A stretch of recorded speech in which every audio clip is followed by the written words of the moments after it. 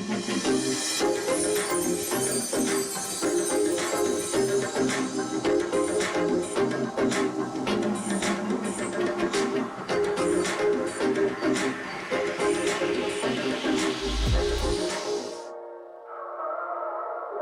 up with Mikey Mahtook. Got the boys in. I got Lloyd.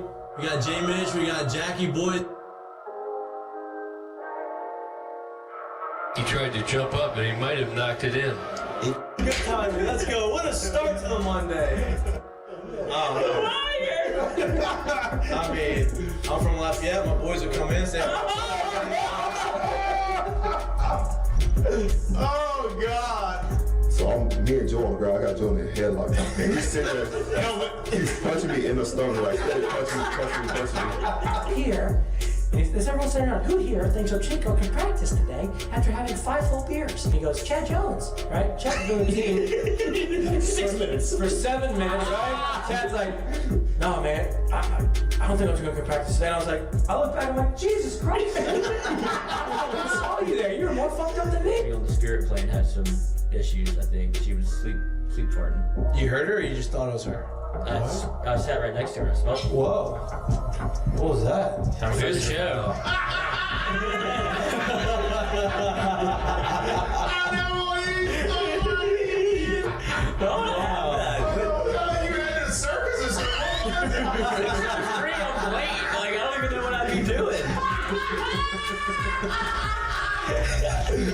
Now, when you do go to spring training, are you going to bring your chinchilla and your turtle?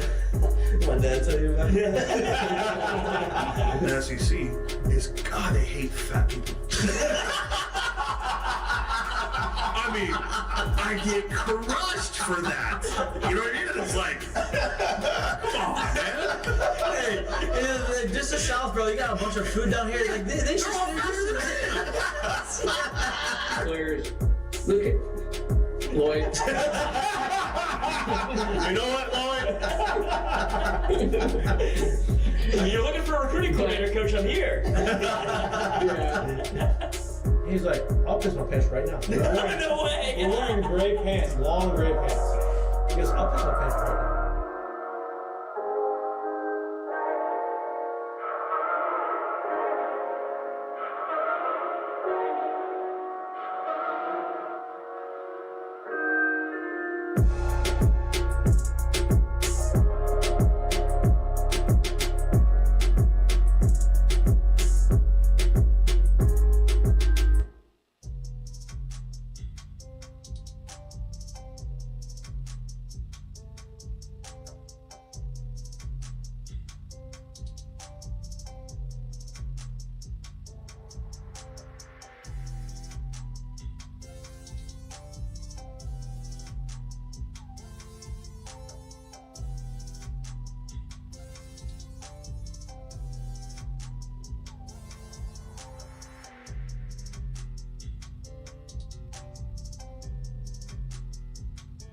Hello.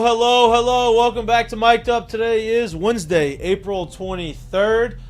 We got a lot to talk about today. A lot of things happening in the sports world outside of just LSU baseball. We are obviously going to talk a lot about... Shut it down. We're going to talk a lot about that. Shut it down. Cancel the season. It's over. I get it. Not great. You don't ever want to lose, get 10-run road midweek game. It's the first midweek loss Jay Johnson has had in 2 years. Okay, Jay Johnson and the team has had in 2 years. Everybody calm down. It looks worse. It counts as the same loss if they lost 4-3, if they lost 13-3. Boys are going to be fine. We are going to talk it through. Jay Johnson's coming on the show here in a couple minutes, 6:05. We also have Fletcher Mackel in the back half of the show at 7:20 talking NFL draft. Saints have been a big name in the draft, whether they trade up, trade back, draft a quarterback, don't draft a quarterback. A lot of options. Probably the most interesting Saints draft in a really long time. So he's going to have all the answers to that. Zurich Classic starts tomorrow. Rory McIlroy and Shane Lowry, defending champs of the Zurich from last year. They are back to defend their title. I will be in the number on Sunday. Looking very forward to that. Never been to the Zurich. I've usually been playing. The Zurich? You've been playing in it? Nope. Playing baseball. And not here for the Zurich. Last couple years I haven't been able to go because of scheduling conflicts. This year I can. Looking forward to it. I decided to go on Sunday because I wanted to see, them come down the stretch run. Yeah, your little hopefully Rory and them butt buddy. Yeah, we'll see what happens. It's Wednesday, so it's Ask Mikey and Mitch. Mitch is in the air right now. Maybe he landed. Probably landed. Maybe he's on the ground now in a car. He is in Charlotte. He will pop on whenever he is available. So until then, you got me and Lloyd. We don't have a pinch hitter for him today. We didn't have a lot of guys weren't rising up to the challenge tonight. So it's just me and Lloyd. We're going to bring our personality. We have a lot to talk about. And we're looking forward to having Jay on here to answer all of our questions. Momentarily. And to have a nice little baseball conversation with us. Before he comes on, Lloyd and I were talking about the games and talking about kind of what to take from that, and we're going to get to that after this interview. Coach Jay Johnson in the studio, or not in studio, in the on deck circle, waiting to come on the show. Coach, welcome back to the show. As always, we appreciate your time on this Wednesday. We know you're obviously busy and preparing for a big weekend against Tennessee. Before we get into the baseball conversation, I want to wish a happy belated birthday to you. I apologize for not texting you on Sunday. Lloyd got on me for that, so I wasn't a good friend. So happy late belated birthday. How does it feel to be the youngest head coach in college baseball? Yeah, that's not true anymore. I thought I'd just stay still. There was a time where that was close to true. I don't know if it was actually ever true, but it was close, and we're well past those days. Well, Coach, you still look young. You're still vibrant. You're still ready to go. You haven't lost the energy. I want to talk about last night just a little bit. And before I really get into the question last night, Lloyd and I were talking off air, and he was asking questions about, what do you think about last night? And it's the first midweek game you've lost in 2 years. Y'all went undefeated last year. Y'all lost this year. Sometimes baseball happens. You and I have spoken on this show about Nick Saban's quote that he had on College Game Day, and basically saying you don't learn – the worst thing for your guys is to play bad and to win. The best thing for them to do is play bad and actually lose. You learn more lessons from that. Don't waste a failure. Is that something that you were kind of utilizing and trying to talk to your guys? Obviously, they didn't go out there hoping to lose the game. It just kind of happened that way. Everything that went wrong, could go wrong, went wrong. Murphy's Law. It's just kind of one of those things. Is that the message? Is that you saying, hey, listen, it's okay. It's not okay to lose, but obviously you lose. There's a lot of lessons to be learned from this, and let's move on and get ready for this weekend. Yeah, I mean, that was a tough game in all phases last night. Coaching, pitching, defense, offense. There just wasn't a whole lot of positive from it. So after the game, I decided to really not say much of anything. Right. And today was an off day, just how the calendar fell with Thursday, Friday, Saturday last week, and then back to Friday this week. So I did see a lot of guys here, working on their own. It's good. Weight training, in the cages, a couple guys throwing bullpens, that type of thing. So, really, if there's not something that's going to be productive, there's no point in, really addressing it at that time. We'll circle back tomorrow at practice to make sure, you leave the moment of last night alone, but we learn a couple lessons from it. And then move forward. And I've talked about this a lot, when you play so many games in a condensed amount of time, you have to master the art of moving on. I have a lot of pride in our performance and how we operate, and, it wasn't our best game, but, I don't have a choice either to move on, and my choices have to positively impact the players. And, it was a good day, around here in terms of what we need to do to move in a direction to be, the team that I believe we're capable of being. And I'm really looking forward to this weekend. Yeah. I'm really, really, really looking forward to this weekend. Well, as my mama told me, if you don't have anything nice to say, you don't say nothing at all, which it feels like that was probably the message to the LSU baseball team. And I know you probably fired off a couple of texts. But with that said, if there's anything to learn from it, it's to move on and move past it. And it feels like in your profession, what you've done, it's not something that's happened often, but how much do you think that going forward that you can learn from this with an LSU baseball series against Tennessee, and how much that has an impact on what y'all are doing going forward? Well, the success to me in regards to what you just asked is like that Tuesday night's game has absolutely nothing to do with the weekend, because it should. And that's sometimes hard for people to understand. But I think, if there's a lesson to be learned is when you're struggling, your ability, to just compartmentalize failure in one moment and leave it in the moment. You can learn from it, but you really make the game hard when you start dragging that with you to the next opportunity. And we have some players that need to do a better job of that, of leaving a failed, game or appearance or at bat right where it is, and then get back to recommitting to their plan and executing their plan that makes them successful and really good players. The game is hard as it is, number one. Baseball there's a lot of failure. Number two, we're playing the best competition. And then number three, if you get caught in the past as opposed to in the present moment and competing, you're making it almost impossible to be successful. And we have to get through that hump. And I think, there's a certain blessing and a curse to starting off as good as we did. And when I say starting off, I'm talking 34 games of really hard to pick at anything. I don't think our players got complacent. I think maybe you kind of get in that deal where things are easy when they're not. Like, they earned all the success that they had. And then you kind of crawl back into maybe reality a little bit, especially as life in the SEC.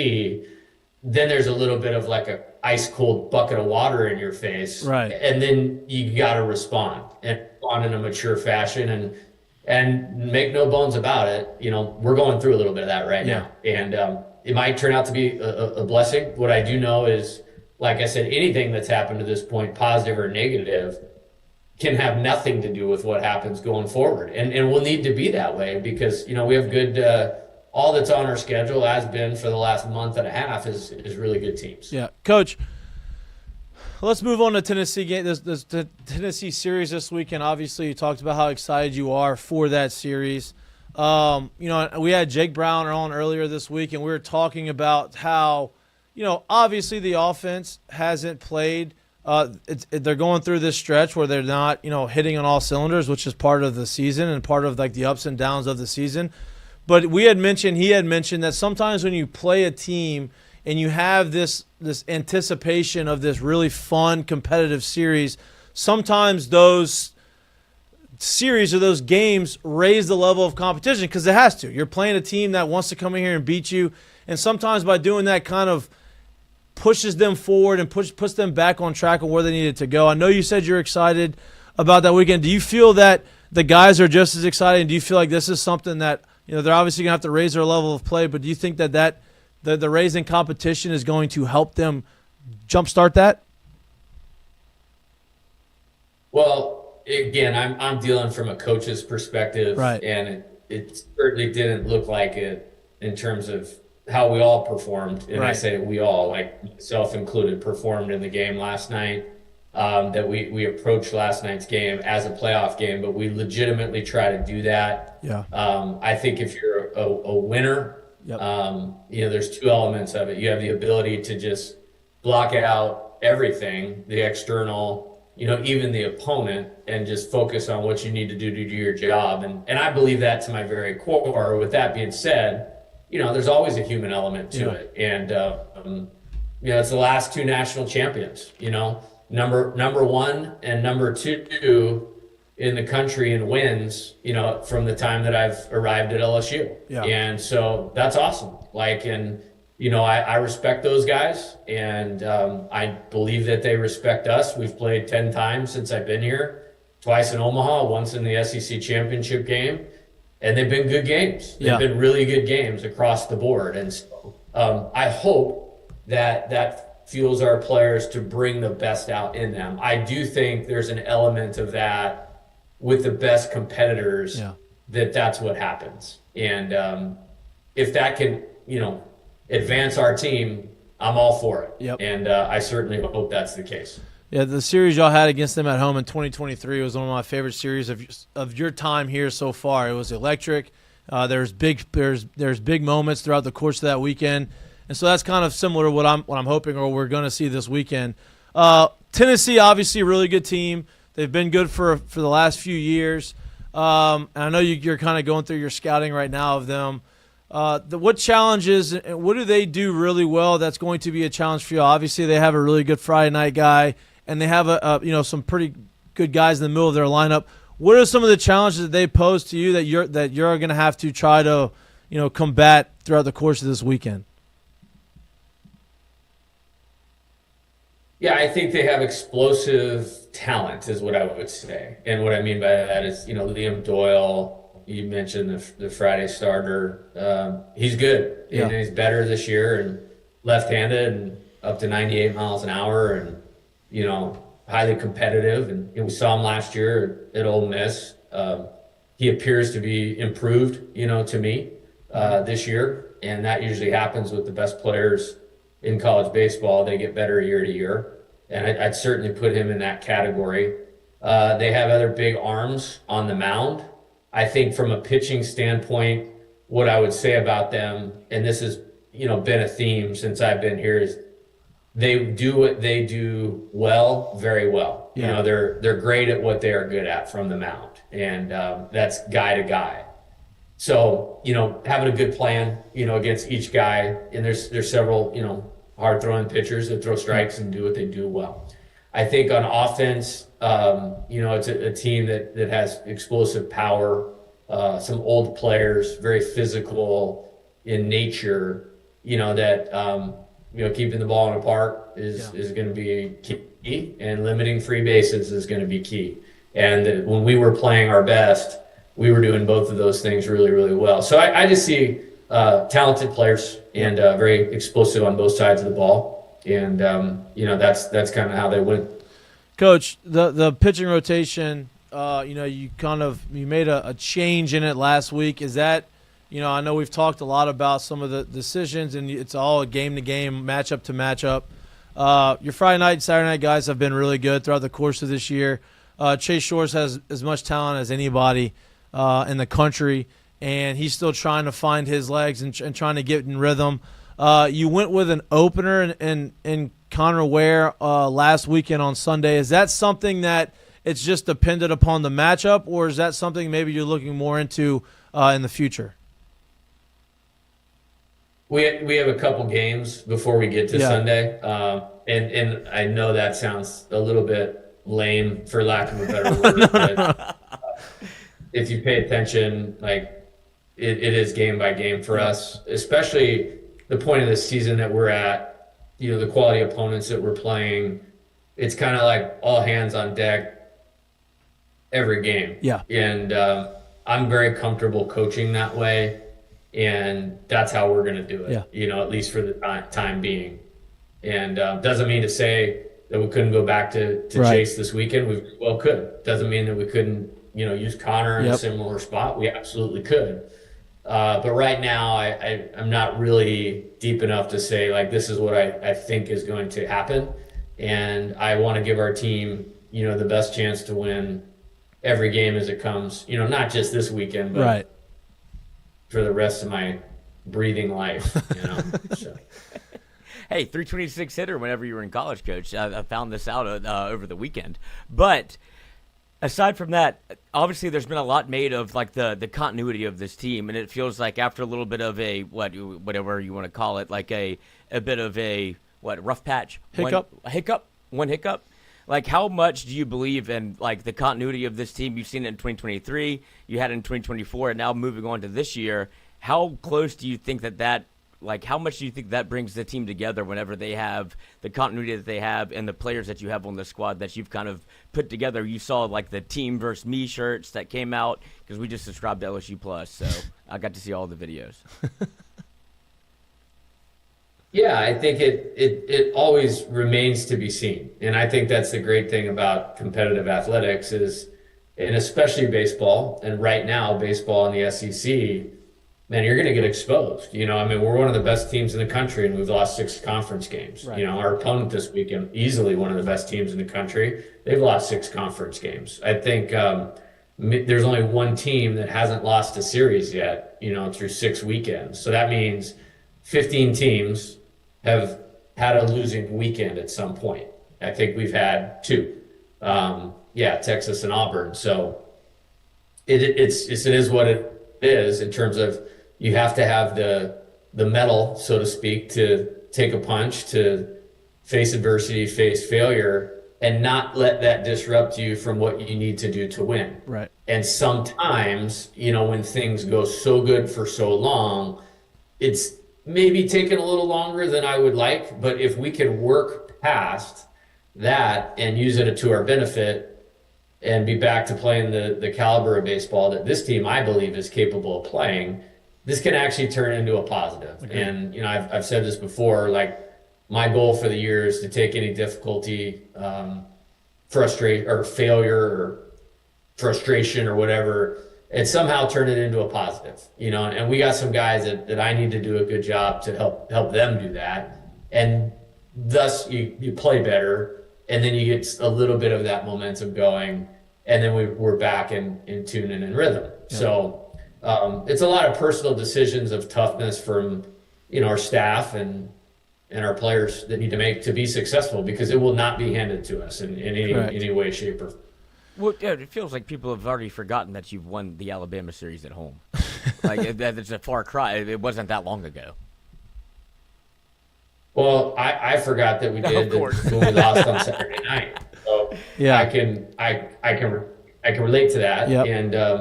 And definitely understand. I do think the nature of baseball is different, but I'm not going to sit here and try to explain that, to anybody else. And, I know it sounds really crazy, but like, I never validate myself or our program on really even winning or losing or our record. I validate it on how we play and how we conduct our business. I really believe if you do that in a high caliber fashion, the results will follow. And obviously we know what the bottom line is, but that's a tricky deal. And, like I said, we didn't play good last night, and, I was definitely a part of that. And I have to, help our players get into a better frame of mind to be successful. And I'm not going to just pass that off to them. And, our staff is well positioned for this. We have a lot of experience, and, we have players that, really care about being good, and it's our job to help them do that.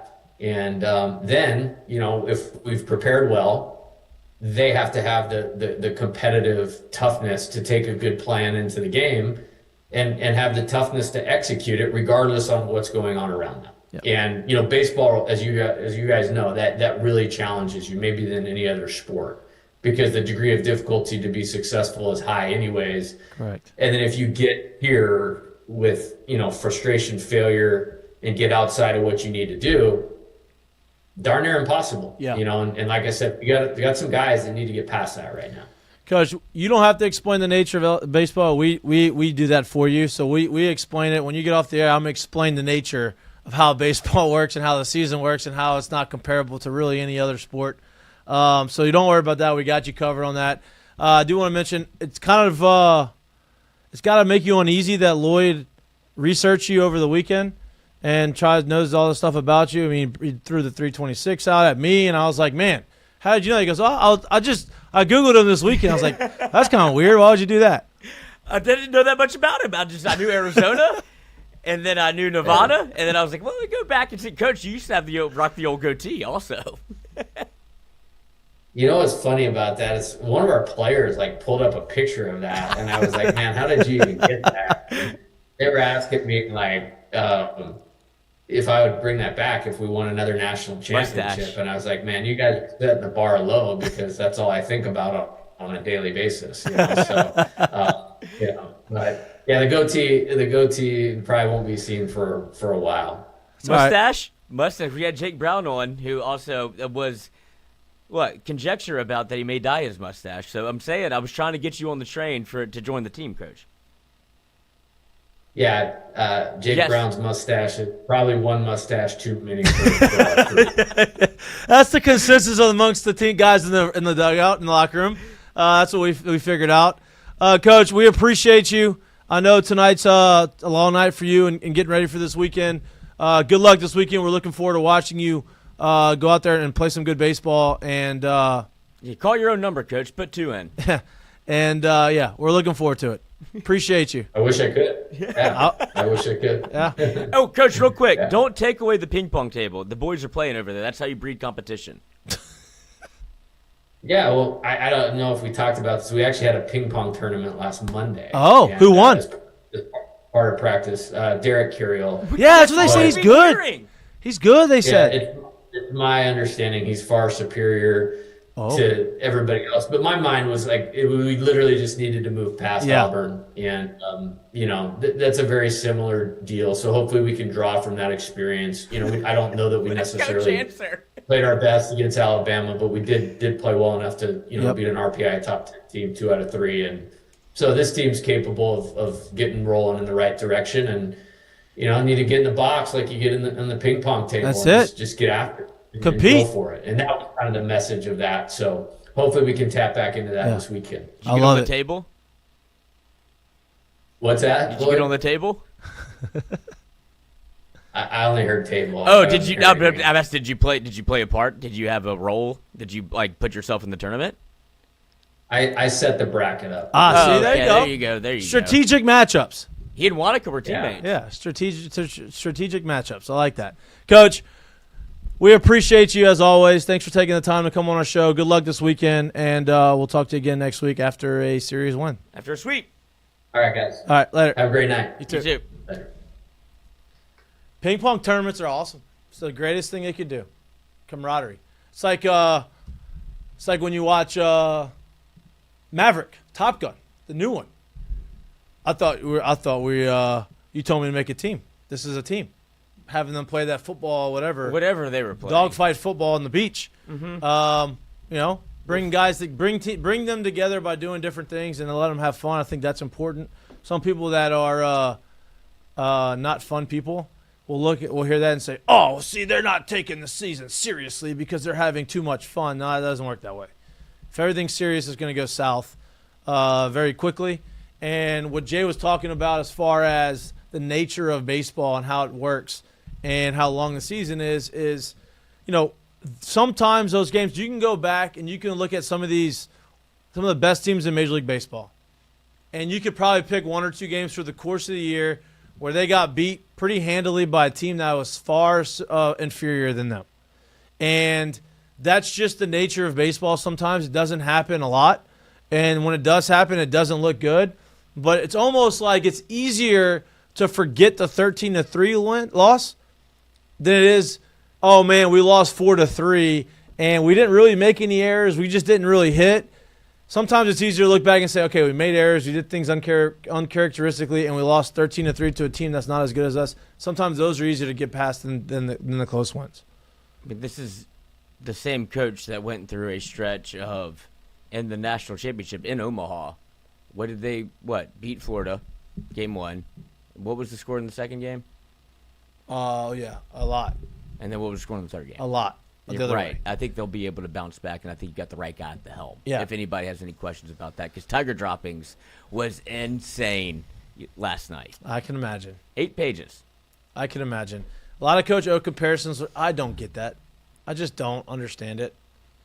I mean, they were one out away last year from hosting a super regional, and they probably would have made it to Omaha had they hosted that. And then they are a top 10 team in the country right now. And I think he was trying to subliminally get that message across. Yeah. Like, what you should do is, like, y'all quickly, that's why I brought it up. It's like, quickly you forget that we just won 2 out of 3 against an Alabama team that was top 10. We've played 2, 3, 4 top 10 teams in the country in SEC play and swept, lost a series, won a series, and won a series. Yeah. I mean, it's every game matters. Midweek games matter. They do matter. You want to win those games. That one doesn't but matter. what matters the most is the weekend. SEC weekend series. That's what matters the most. And I'm more concerned about how they're going to perform Friday, Saturday, Sunday this week than I was last night. 13-3 is never good. 13-3 is never what you want to see.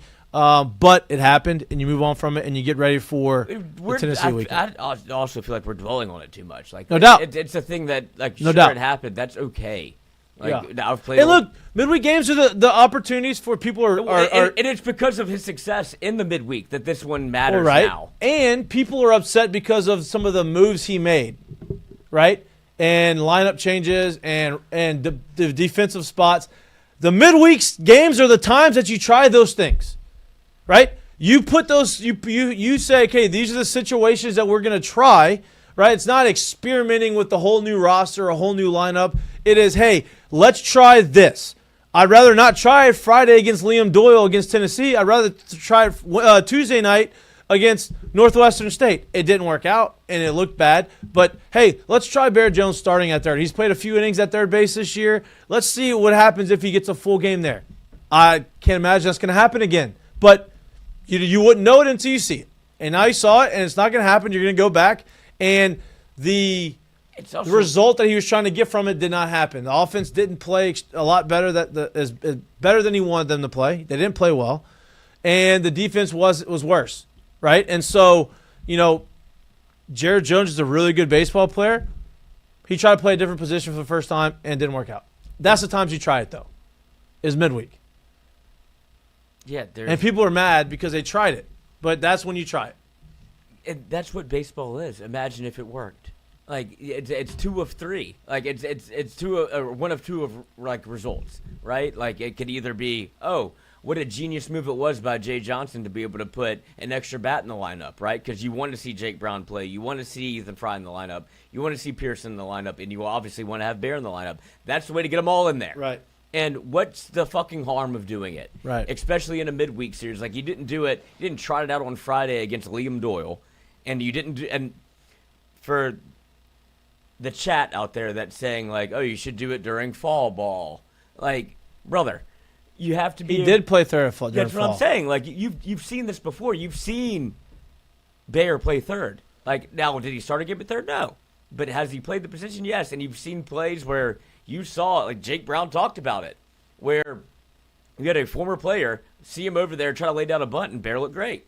Like, it's a tinker. It's a moment in time to be able to say, like, this game doesn't necessarily matter that much. Let's see if we can get some offense going because LSU, where they are right now and how they're currently constructed, they're trying to find some offense. Yeah, and when you do it in fall ball, it's not the same feel. Like it's not the same competition. It's not the same. It's a scrimmage. It's a controlled environment. It's not a real game. So like you don't get the full extent of balls coming off the bat the same way they would come off the bat in the game that actually matters and counts against your record and those types of things. And he did. He tried him at third base in the fall, and he did well enough where he thought he could put him in. He's put him at third in the middle of games that are close. Let's see what it looks like in competition. Let's see what it looks like with a full start. It didn't work out. So that's okay. I okay. wouldn't say it was bad enough to, like, I know he made 2 errors, whatever. But if you need a push on offense, I wouldn't be against it again. Yeah, but he's not. I imagine he's not right now. Yeah, this is the same guy. This same cat. That. How many times did Cade Beloso bat lead off? Once. Hit a homer. When that was? No more. Game 3 of the College World Series. Yeah. So I trust him. Yeah, no doubt. No doubt. He doesn't do anything without putting some serious thought into it. It's not just a off the whim, idea that he just comes up with for the game and does it, and right? If we want to harp on this game last night, I understand it's the easiest thing to do, but that was a series that was set up for you to kind of not be that competitive in. First of all, you change the lineup, then you get the weather delay. Like, that's a game that, look, if you're a human being, I'm probably not that interested in it. It's an easy look-ahead spot. Like, we have Tennessee coming into Alec Box. Where do you think your mind's at? Like, we should be able to win this game with our turfs on. Didn't happen that way, but it's also not that big of a deal if you don't. Like, I know from a coach's perspective, that's not how you want to look at it. Right. But from a player's perspective, that's an easy one to look past. Yeah. Not that big of a deal. It's not. They didn't have your full attention. No. And Rain, it was just, I'm not making excuses. It's just one of those games. Pitched well. They didn't care. Who? Newt. Yeah, he did, and that's what he said. That was the biggest bright spot. If there is any bright spot, that's it. He threw well. The game, you had 2 homers in 2 innings, and then you got the game called. Yeah, and it's continued. Newt's continued to get better. That way to a blowout. Yep, and look, I told you this on Monday. The wild card I think that's going to be available maybe here soon is Devin Sheeran, and I know he hasn't said anything about when he's going to be available to pitch, but he's throwing live at bats. You're seeing him do his warm up, his routines in the outfield, and throwing breaking balls on flat grounds, which is a normal thing that pitchers do. Feels like he's extremely close to being game ready. And this is a guy who throws from a low 3/4 arm angle at 98 miles an hour. He was a top 10 transfer portal guy last year, and they got him. And obviously, he was coming off ACL over the summer, but it seems like he's getting close to being ready. Let's talk a little bit about this weekend. We're going to talk more about it on Friday, but let's talk a little bit about this weekend. I talk a lot on this show about the levels of slumps, right? I think I've talked about that enough. Nobody wants to hear that again. But I was talking more individually. Sometimes teams go through team slumps, right? Which kind of LSU is going through right now. And sometimes when you get out of to get out of a slump, you have to hit the bottom of that slump, right? And losing 13-3 at home in a midweek game is probably bottom of that slump. And sometimes doing that is kind of a wake-up call, and you kind of step back and you say, all right, we got to figure this shit out. And sometimes that allows the team to do a complete 180 and say, all right, we don't want to feel this again, and let's move forward from it. And I feel like that's what we're going to do this weekend against Liam Doyle, especially on Friday, first game. 2 first-rounders are going against each other. Kate Anderson obviously has been good, and Liam Doyle has been really good. Liam Doyle transferred from Ole Miss. I think LSU hit him around last year. I think they beat him last year when he was at Ole Miss. He is a better pitcher right now, not unhittable. You can get to him. You can score runs off of him. He is electric, and he is very good. But I like that that LSU is facing a guy like that right after a loss like this. It feels like they're going to be locked in. It's going to force them to be locked in. You saw what they did against Alabama's ace. Alabama's ace was good. I mean, he's a first-round talent. 98 miles an hour, hard 90-mile-an-hour slider. LSU got him out before the 5th inning, scored 4 runs off him. That's what you want to do against an ace. And I would expect that you see these guys have a lot more intention behind their at-bats. And you'll start to see those at-bats that you saw for majority of this season. Yeah, look, I understand like the cause for concern because you've seen the LSU offense not be able to put up as many runs whenever they're averaging 10 runs a game, and now they're not. I get it, but you're in the teeth of SEC play, and you've been able to pitch up to that competition. And so, like we talked about on Monday, like people are concerned about Kate Anderson being a Friday night guy or a game 1 starter. It gives up nothing but 1-run innings. You're fine there. Like Kate Anderson versus Liam Doyle is worth the price of admission. 100%. And those are 2 people that can go toe-to-toe. And I think LSU, this is a time for them to, when it comes down to it, this is a series that they were looking forward to, and that's what happens whenever you have a game on Tuesday against Western State. Yeah. And so you can put that in the past. But I do believe that LSU, there are some things in the lineup that you have to look at, and that's what Jay was trying to do. Hey, let's move some things around, see if this works. If not, flush it. If it does, great. Yeah. You're trying to get more. You're trying to almost, I don't want to say force the issue, but you're trying to get as many offensive weapons in the lineup as you can. 100%. Because you're still looking for, and especially in a lineup when you have Cade Beatty, a freshman, trying to figure it out as he is coming along the way because Luis Hernandez is still on the mend. He's been catching every series as much as possible. And so now you're trying to that's a way to get another bat in the lineup. And so I still feel very confident in what they want to do with the LSU offense. And if it's moving Curiel down, if it's moving Dickinson up, I have full belief that 1 through 9 you're still very good and can score at any point. Yeah, I mean I'm not worried about them long term. Obviously they've got to swing it better, and we talked about this on Monday with Jake Brown. Is a lot of times not concerned. No, and a lot of times slumps have nothing to do with your swing. It has everything to do with your pitch selection. It has everything to do with I'm struggling, So now you start expanding because you want to get hits and you want to get out of it really quickly. And so you start expanding the zone because you are putting more pressure on yourself to get a hit. And now all of a sudden your pitch selection isn't as honed in as it has been throughout the course of the year, right? And so that is part of it. It has nothing to do with the fundamentals of the swing per se, right? Maybe some guys, but majority of the time it's all because of pitch selection. And LSU just needs to get back to what made them good, and that's being patient at the plate. That's making the pitchers come to them, and that's not chasing out of the zone. And, they haven't been able to do that the last couple of weeks, and it's going to be paramount for them this weekend. Scored 11 versus Alabama. They scored did. 10 versus McNeese. Like, you go to the Auburn series, obviously that's the one blip on the radar where you're like, oh, where's the offense? And then you can go back to the Nichols, 5-3. But that was a game where you came back and won. Yeah. I'm not worried. This weekend is going to be fun. All right, let's get to this weekend and talk about how fun this weekend is going to be. It's going to be a lot of energy. Tennessee's coming off a series loss last weekend. Everybody outside of Texas, there's like 3 or 4 teams that are all kind of right there, right behind Texas. Texas has a big weekend this weekend at home against A&M. That one's going to be very interesting. Obviously, A&M is playing their former coaching staff. It would have been a lot more interesting had they made Texas go to A&M. If Texas had to go to A&M and Schlossnagle had to walk back into, is it Bluebell Park? Mm-hmm. Bluebell Park after leaving, that would make it a lot more interesting because, that obviously the fans would have kind of given it to them a little bit more than they're probably going to give it to them at Texas. But A&M's playing really good baseball. Texas is playing really good baseball. Should be a really good series. It'd be nice to see Texas get a couple losses, to be honest with you. Well, get them back down to the mean of the rest of the SEC. Even with what Texas is doing as the number 1 team in the country, did you ever feel like LSU was not in that series? No. Like, they could have easily could have won that series. So that makes you feel like, even in my mind, I feel like LSU's underrated.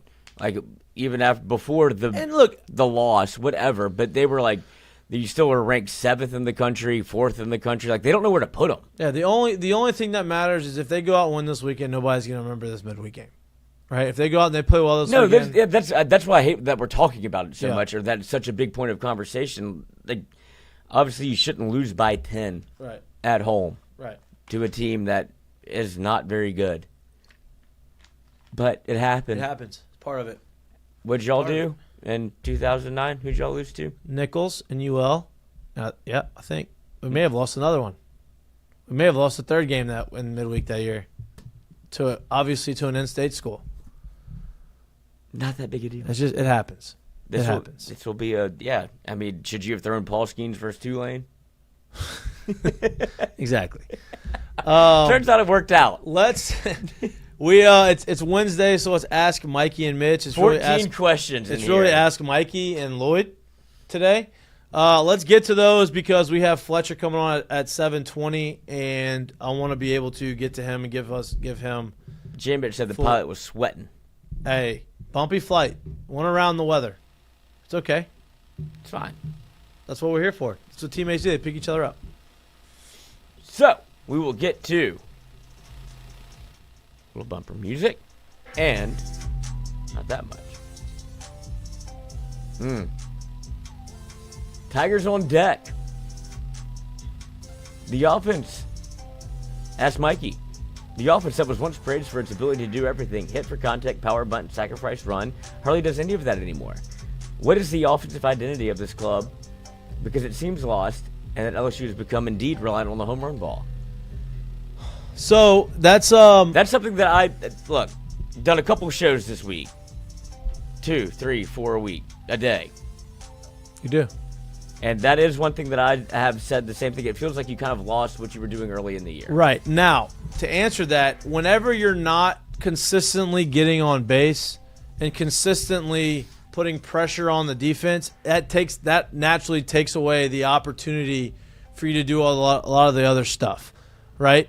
You also have to, at some point, allow your guys to come up with a big hit in those situations, right? You're not going to be able to bunt your way to a ton of victories in the SEC. You're not going to be able to bunt and hit and run your way into a national championship, right? And so I think that's part of the complementary part of the game. But the majority, the bigger part of that, like, you can only complement an offense that is getting on base and driving guys in and getting hits, right? It's hard to complement the offense when you don't have the first part. And so I think you're not seeing that because they haven't been able to consistently do that, and they've been kind of in this little bit of a rut, which happens. And I believe once you start seeing them get out of it, you're going to start seeing the other stuff again, right? The bunts and the hit and runs and all that kind of stuff, like, that's not going to generate – can't bunch your way to first base. Got to get to first base, right? And you got to get to first base with less than 2 outs for these things to happen. And so I think you're going to start seeing that. I think their identity, they know what their identity is. Relying a little bit on the long ball, I don't think that they are relying on it. I think that last week just so happened to have 2 3-run home runs in a big game. And it's just one of those things where the hits that the few hits that they are getting are end up going over the fence. They're not relying on it because they don't do it enough to rely on it. But I think that you're going to see them start to play that brand of baseball once you start seeing guys get on base a lot more consistently. For us fans, from Richie the Snowman, my guy, when a team as a whole is struggling, is it the coaches or players that have the biggest impact to get the team back on the right track? Players. I mean, the coaches can do everything they want to do, and they can help, and they can encourage, and they can be positive, and they can do all of that. At the end of the day, it's the players that are going to go out there and actually perform and do it and come up with the clutch hits and come up with the big plays on defense. It's the players that have to make they make the biggest impact in that change. I think the guys in this locker room are they have the right guys. They have the right guys in this locker room to get out of this and to get themselves where they need to be. Just even from a show perspective, the amount of guys we've had on this year as opposed to last year. Right.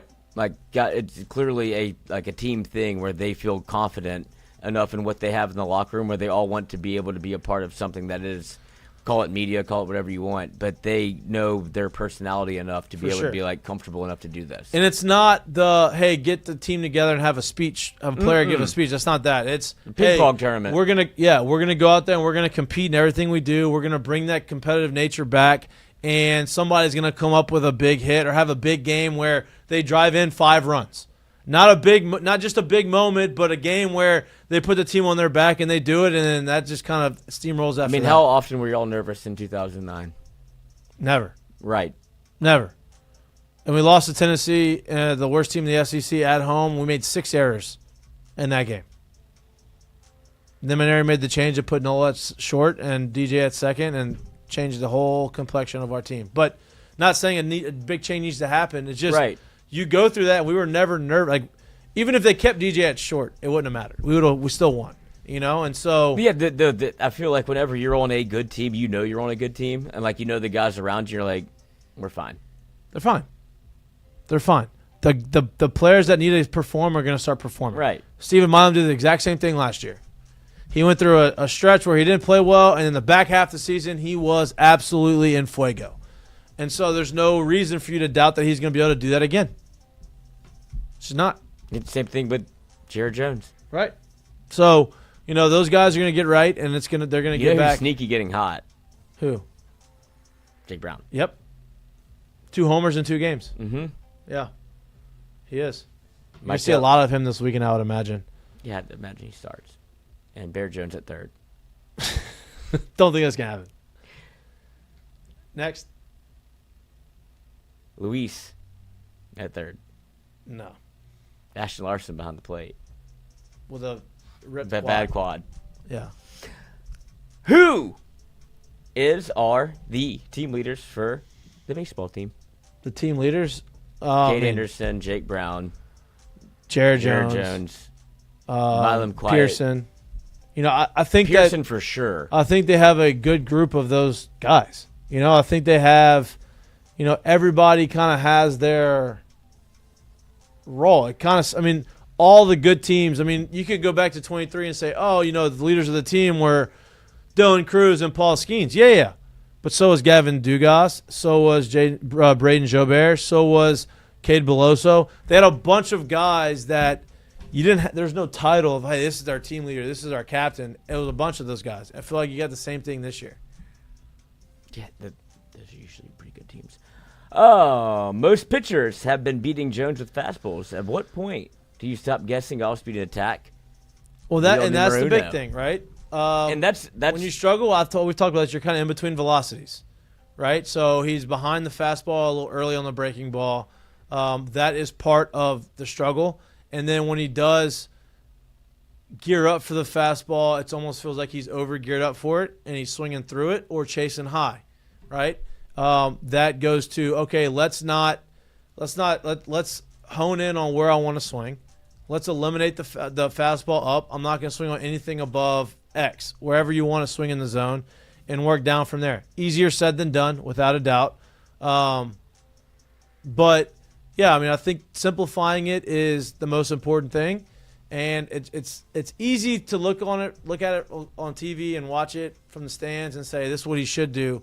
It's harder when you're in the middle of it because it is a mentally exhausting thing. Like, he's not trying to be in between. It's just the way he is. He's not seeing the ball as well as he wants to see it. I guarantee you that's not going to continue to happen throughout the course of the year, and he's going to get back to hunting fastball and reacting to breaking ball. Oh, I just saw a good one in the chat as I'm going back and switching back and forth like Ray Allen. Oh, Sabrion Green asked Mikey and Lloyd and Mitch, how would you shrink the strike zone to get out of a slump? Good question. I would get down very small. Well, that's not the answer. Like the Little League World Series. That is not the answer. I would not do that because then you're not hitting the ball at all. You're just hoping for a walk.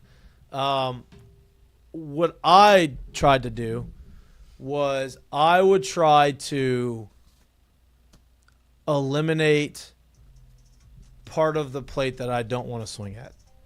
So I would basically say, okay, I'm swinging at pitches up in the zone. I've even done stuff where I've put the bill of my hat, my cap, my helmet down. See it up so I had to go look down. Right? Like, obviously don't do that, but I would say, okay, hey, listen, I'm swinging at these pitches up. I'm going to look top to bottom. So this is where I'm going to look at the top part of the zone that I'm going to swing at, and I'm going to work down from that. And if anything above that, I'm not going to chase. And it's vice versa. If you're chasing down a lot, it says, okay, I'm not going to swing at anything at my knees. I try to do that with the Japanese pitcher for the Yankees, Tanaka, right? Tanaka threw everything at your knees. 95-mile-an-hour fastball, cutter, splitter, everything was off the knees. And so I told myself, I'm not going to swing at anything at my knees. And it was a great at-bat. It was like a 7-pitch at-bat, and he throws me a front hip cutter at my knees that comes over for a strike 3. And I was like, you just can't. Sometimes they beat you. My point is you have to eliminate part of the plate. It's only 17 inches wide, but when you're struggling, it feels like it's 30 inches wide. And so I would zone into an area. I would sit fastball in a certain area, but it doesn't matter what pitch it is in that area. I would look at that area and try to simplify it that way. Brian Parent Jr., after these next 3 weekends, does LSU still host the box? Yes. Regional or super? Regional and super? Well, I mean, after these next 3 weekends, I think they'll get to what? Be What's in line. The number? Is it 20? No. To be a national seed? No. I think to be a national seed, 17 wins. So 17 and 13 in the SEC would get them a national seed, I believe. If you win 2 of 3 this weekend, and now the A&M series becomes a little bit hairy because they've bounced back. South Carolina, you would hope to be able, obviously a little bit more elevated because of what? You got 4 series left. You have to win 5 of the get at least 5 more wins. And there's a chance to be able to take a couple. And that's at least. I think they're gonna win more than that. You have what? Tennessee, A&M, Tennessee, Arkansas, A&M, South Carolina. Arkansas, South Carolina. So you have 12 games left. And you're at 12 and 6 right now. So that's 12 more games. Yes. So just what did I just say? No, you did. I'm just doing the math. 12 more not games. A math show. 12 more games. Win 8 of them. If you win 8 of them, You're good. You're in contention to win the SEC. From Harley Doucette, rollout _16. Would Jake Brown be your everyday right fielder? Listen, I like him and I like Pearson. There is a big role for Josh Pearson. I think Jared is a little bit more dynamic athletically. And so, yes. I mean, that's another center fielder playing right. But Pearson needs to get at bats too because he is he comes up clutch and he has his role and he's important to the team. Why are we ass? Huh. We're not. Mo City 713. We're not. We haven't been playing great, but we're not ass. From your boy Kev 504, what the fuck is going on? They're losing. They lost. Not losing. Not losing. They lost. It's going to be all right. Everybody relax. I promise. It's going to be okay. It's a long season. From Paul Jarrett, ask Mikey and Mitch, how's life, boys? Do you have any advice to cure the bitch out of the minority of this fan base? Comparing Jay to Coach O is blasphemy, and these people should be forced to watch only Mizzou baseball for a decade. I mean, I appreciate that. There's no cure for that. It is the only cure for that is actually when you love winning, something so winning much. is still not a cure for that. People are still going to bitch if you win. Even if you win, you're just not winning by enough. Winning is part of the problem. Yeah, you're not winning enough. You're not winning by a wide enough margin. Oh, you won, but I think that's just part of it. Why do you go 7? That's part of the. Why do you throw 135 pitches? Part of being fans. You just got to deal with it. It's a lot of it's tough. A lot of it's tough. As a player, when that happens, it's kind of laughable because you see it from a different lens. No doubt. When you love something so much, you can almost squeeze it too much and kill it. That's it. What do you think the text message that Jason out today said? Y'all boys some real life ass. Go ahead and hit the portal. Or, good try, fellas. We'll get them next time. I don't think either one of those were the text messages. Me either. That's from the ghost. I would imagine the text was encouraging / motivating / we need to get our shit together in a good way, like a coaching way. But I don't even think he had to say that. So I don't even think he said that last part because I think the guys know that. Sign of a good team is the coach not having to say that and not having to get these guys, motivated to play. A good team kind of is self-motivated, understands the situation.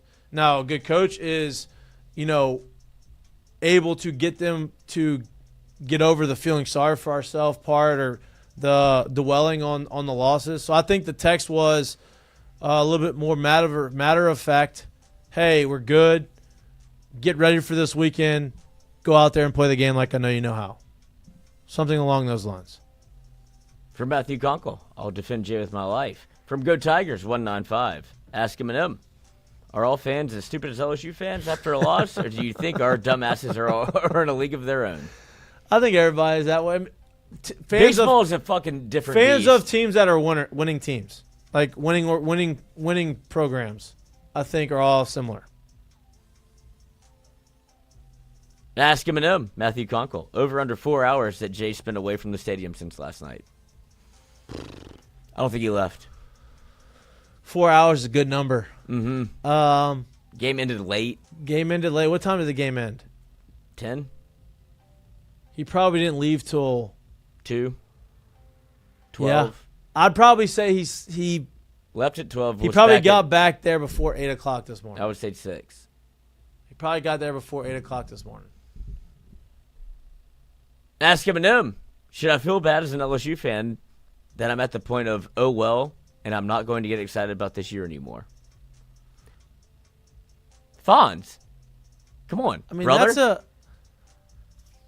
I think that's an aggressive mindset right now. Fonz is an emotional fan. I mean, if they were 500 or if they were under 500, but there's 12-6, like, I think everybody just needs to take a step back and relax. They got a tough stretch coming up, but you got to give these guys an opportunity. You got to support them and give them an opportunity to play the game that they know how to play.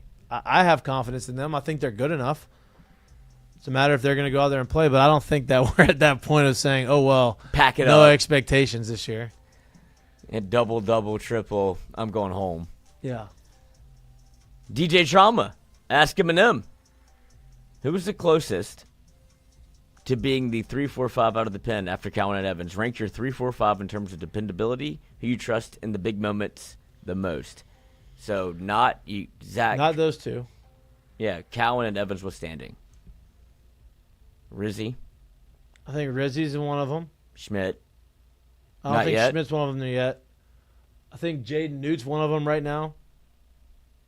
Not Connor Bench. Sorry, I love him to death. But I think he's got enough confidence in Connor Ware right now. Connor put him- Ware? Yeah, to put him in that spot. Up until last night, Cooper Williams was the guy that I thought was going to be able to get it. And look, may have just been a very off night because he's been good his last, I think, 3 or 4 outings. Telling you, Devin Sheeran is lurking. If that happens, He is lurking. He's lurking. my buddy texted me just like because he wanted to. We do have a fantasy update. Okay. I'll wait for Jared to get in here because he's on the road. But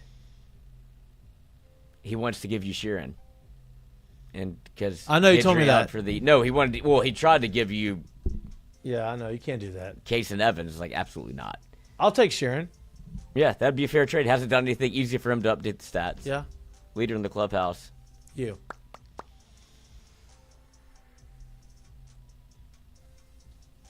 Ask Eminem. Do we think the best approach against Doyle and Phillips is to get their pitch count up by making them throw more strikes? From Mo Boudra. I think that's always the best way to get a pitch count up is to work counts and to battle and have good at bats. That doesn't always necessarily mean you get hits, but making them throw a ton of pitches and forcing them to work their ass off to get outs. I think that takes its toll on starting pitching. That's what they did last weekend against Riley Quick. How do you think the got his LSU pitch count. fan base reacts to Liam Doyle? I can't wait. Because he's going to be on Are you tilt. going to that? I need a seat. Well,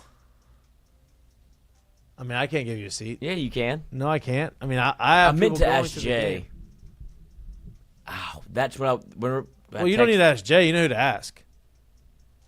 Skip? I mean, it is a Burtman, but not Skip. Yeah, that's true. Or Maureen. Yeah. I She'll mean, I probably have... help you this is the time to play the card. Yeah, right. But, yes, that's how you work the count. You let them throw. I'm working the count right now. You allow them. You force them to throw pitches, and you make them. The more pitches they throw, the more mistakes that they're probably going to make.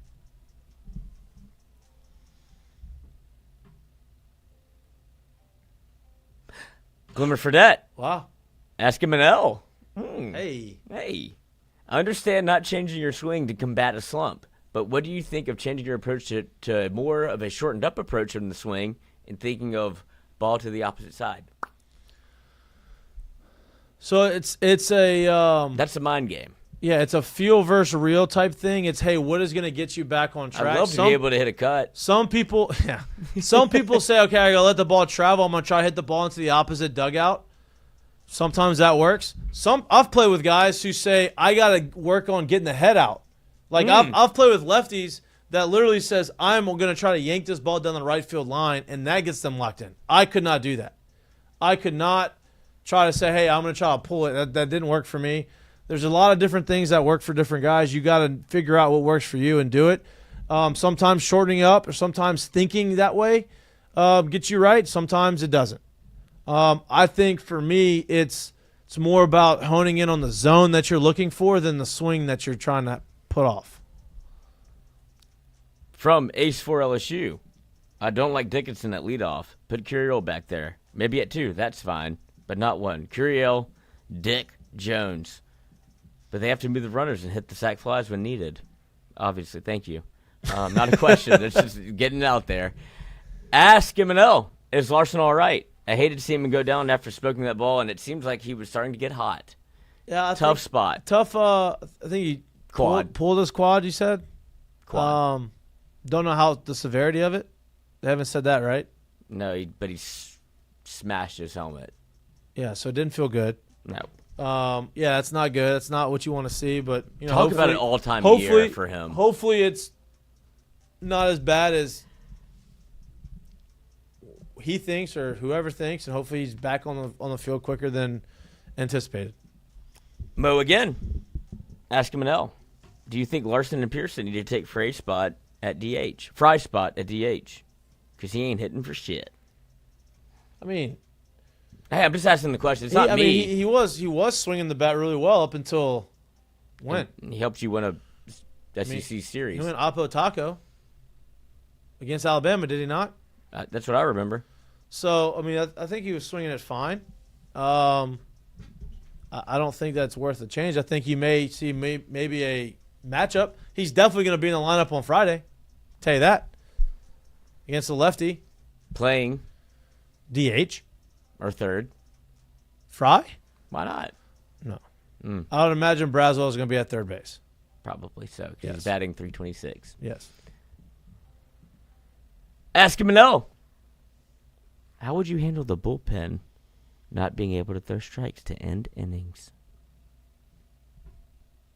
I mean, you can't handle it other than putting the guys in that can throw strikes. I mean, it's just Throw strikes. they've got to throw strikes. I mean, I don't have the answer. I'm not the pitching coach, but you've got to get these guys to be able to throw strikes. They've got to throw strikes. Coaches can only do so much.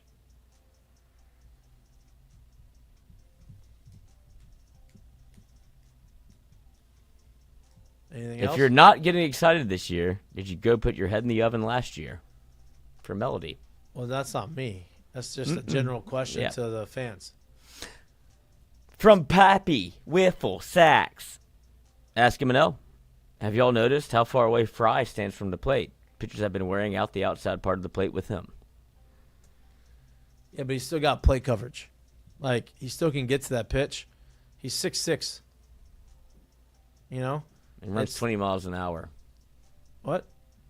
He was over 20 miles an hour. Yeah, he's very athletic. Like, he's sick. I mean, that has nothing to do with plate coverage, but he's 6'6", long arms. Like, I'm not worried about him not being able to cover the outside part of the plate.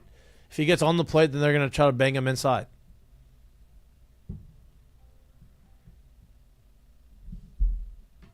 Ask him an M. I have a quote here. Won't name names. This is me taking a shot. Do you agree with this, or is this ridiculous? Shore struck out 5 of 8 on Sunday. Keep running him out there. Completely disregarded 4 runs, three-run home run. That cost you the game. He's asking who said the quote? I think he's saying That we said that? Is that a clown query or preposterous, or do you agree? I think you keep running Shores out there. I like Chase Shores. Me I think you too. keep running him out there. I don't know if Jay's he may give him a little bit of a break, but I mean, he didn't throw great on Sunday. He gave up the 3-run homer on a one-dated homer. It still counts, but yeah, I think you still throw him out. Has anybody else shown you that they can start? No, so you keep him there. Oh, Bayou Bro. Not trying to skip your question, so I'm sorting through them. From Bayou Bro. Will they serve booze the entire game this weekend? Because we gonna need it. Do y'all see us pulling out a win this weekend? Yes. One? I do see us winning. And if you need enough booze, come to This the tailgate. weekend. Yes, and I'd imagine that they're going to stop selling the booze in the 7th inning like they always do. Right? Yep. Oh, blew my father's mind. That they stopped? Yeah, he didn't. They went to his first baseball game ever. Yeah, but they do the same thing in football. Yeah, but it's third quarter. What? They stopped selling booze. He just didn't know that baseball was like Wildwood, like baseball. Yeah, well, Like- it's same thing. And we were there for the Thursday night game. He's like, probably should sell more booze because of could have been binge drinking. I see what Because you're saying. my uncle wanted to say he hadn't been to an LSU game in forever either. He's like, I want to see him close it out. And I was like, me too. And then it was 45 to an hour and a half later. It's like, okay, God damn it, we should have left. And I was like, well, let's see 4 pitches from Zach Cowan. Close it out. Close it out. Close it out. Any other ones? Yes. Ask Mikey from P810. Favorite place you played in AAA, excluding Durham?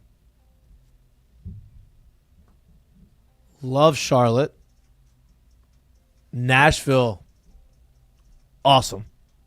Stadium, not. It's okay.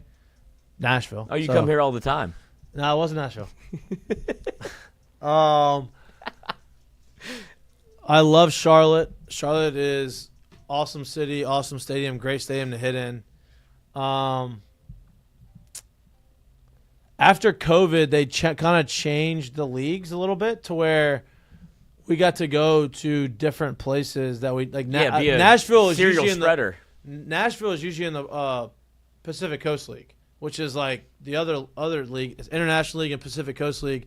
And then once COVID happened, you don't travel. You weren't traveling across. Nashville should be in the International League because it's closer that way anyway. And so that was in there. Memphis was in there, which isn't great. Indianapolis, actually really cool. Big stadium, but really cool place. That's the Pirates, AAA. Buffalo, sneaky fun city, actually. Yeah, I'd imagine. Buffalo is sneaky fun.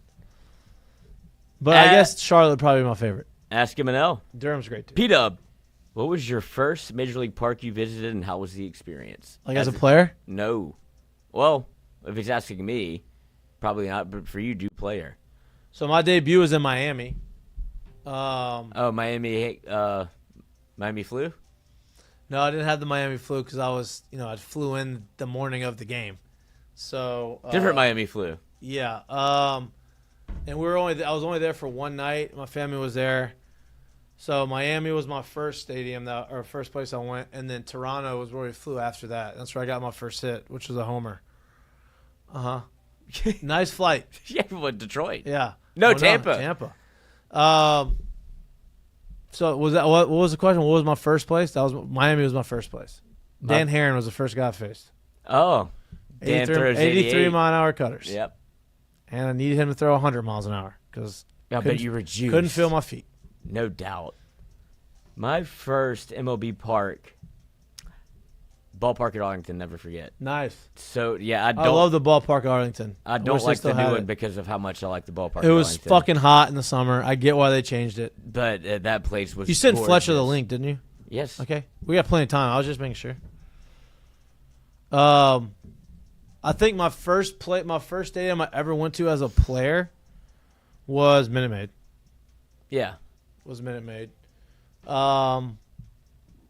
First stadium I went to after I finished playing.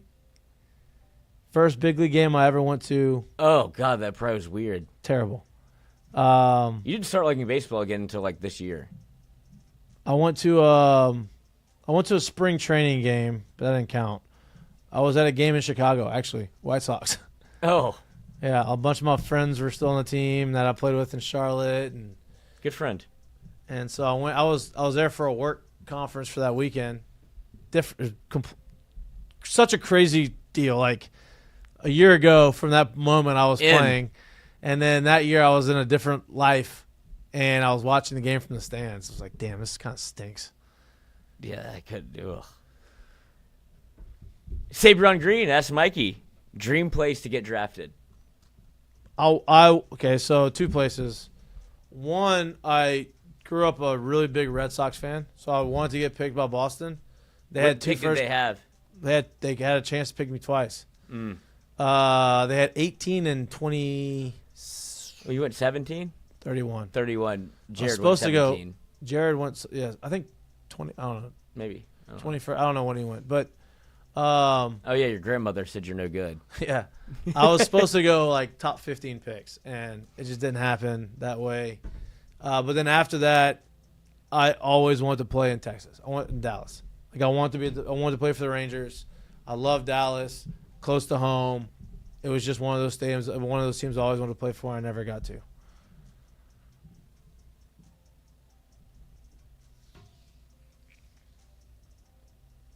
Oh, okay, I'll ask it. By Bros, ask him an L. What's the reason LSU keeps loading the bases and leaving her stranded?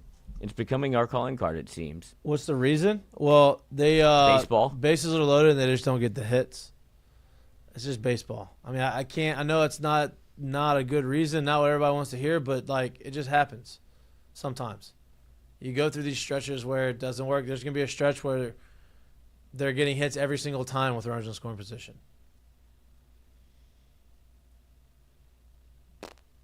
Oh, there he is.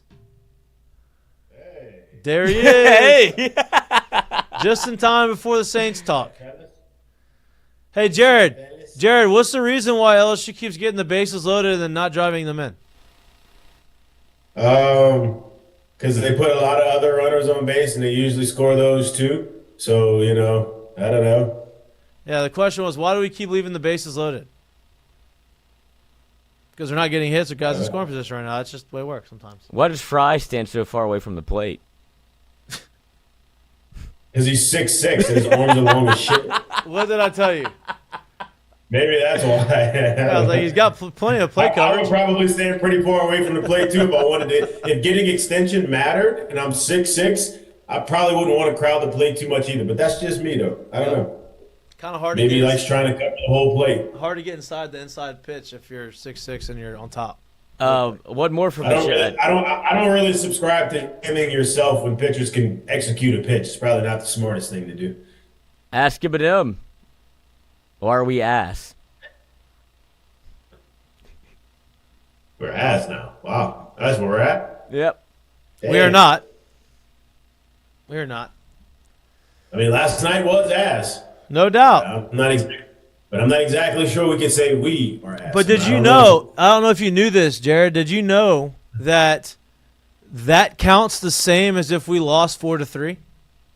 Did you know that? Ooh, does. Yeah, like did you know it doesn't change the RPI? It doesn't change the RPI just because you lost by 10 runs. It's the same RPI if they had lost 4-3. Right. Yeah. And I think so. I mean, honestly, that's a real. I think that's how the RPI works. Yeah. That would make sense. Not good. No, we've talked a lot about it. We don't need to talk more about it. Not good. Shit happens. Move on. Don't have time to dwell on it. That's basically what the consensus of it is. But damn, I also didn't hear us saying that like we were the best team in the league when they were beating the shit out of every midweek team that they played either. So like we can't have our cake one way and then try to cook it differently in the other side of it. Question for you. Go this extreme, this bad of a loss. I want you to go that extreme with that good of a win in the midweek too. Question for you. How many midweek losses has LSU had over the last 2 years? Just one. Let's give them a little break. It's incredible, to be honest. Just give them a little break. Real question. Honest opinion. In terms of the LSU offense, the offense that was once praised for its ability to do everything, hit for contact, power bunt, sacrifice, run, hardly does any of that anymore. The offensive identity of this club seems lost, and because of that, LSU has indeed become reliant on the home run ball once again. I'm going to let you answer that one. I've already answered it. Yeah, that's what it hits perspective. Yep. So this offense that came into starting the SEC slate, right? So we are now 5 weeks into the SEC series, in the SEC season, if you will. 6. That offense that came in as the number 1 rated offense in the country has fallen down to, the number 1 rated offense in the SEC, it's fallen all the way down to the number 2 rated offense in the SEC. I don't think that they're struggling that bad. Right. And look, here's the deal. What I said was that stuff happens, all that stuff, running, hit and runs, bunts, manufacturing runs, that's the complementary part of complementary baseball. When you're going through a stretch where you're not really getting a lot of guys on base, you're not getting a lot of hits, hard to have the complementary part of it when the other part's not there, right? And it doesn't mean they're not good. It just means that they're going through a rough stretch for the last couple of weeks, and the complementary part isn't there because it's not allowed to be. I think that once they get out of it and they start swinging it again and get on base again, you're going to see all the other stuff happen again, is what I said. Yeah, I would agree with that. I mean, they're in a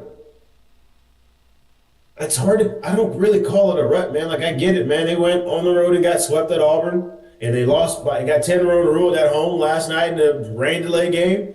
But they also just beat Alabama over the weekend. They also, I believe, swept the weekend before Auburn. Like, yeah, Are we really in that much of a rut? Like, is it right. really a rut? Do you call this a rut? I think it's I just don't call this a rut. it is I call this the middle of the damn season, like how it's supposed to. That's more like it.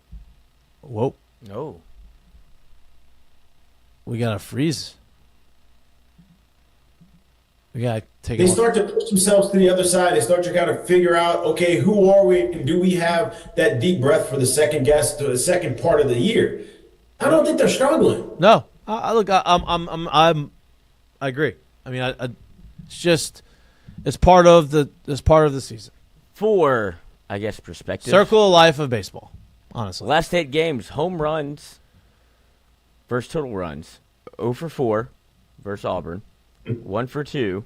0 for 2. 2 for 10 versus Big East. Wait. I'm confused. What are the 0 for 4s? So, home runs, that count as runs versus your total runs. Got it. So 0 home runs, 4 home runs. Versus Auburn, scored 4 runs. 1 home run, scored 2 runs. 0 home runs, scored 2 runs. That's the Auburn series. Okay.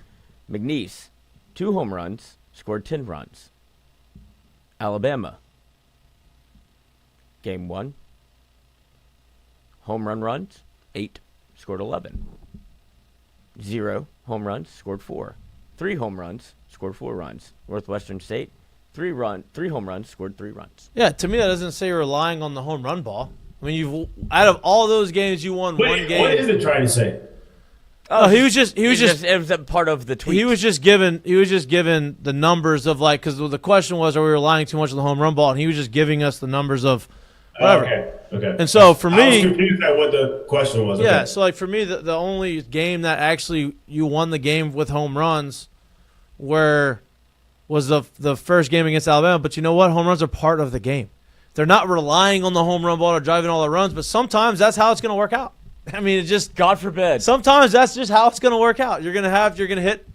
Nobody's complaining about the Yankees whenever they're hitting home runs all over the ballpark and driving all these guys in because of the home run ball.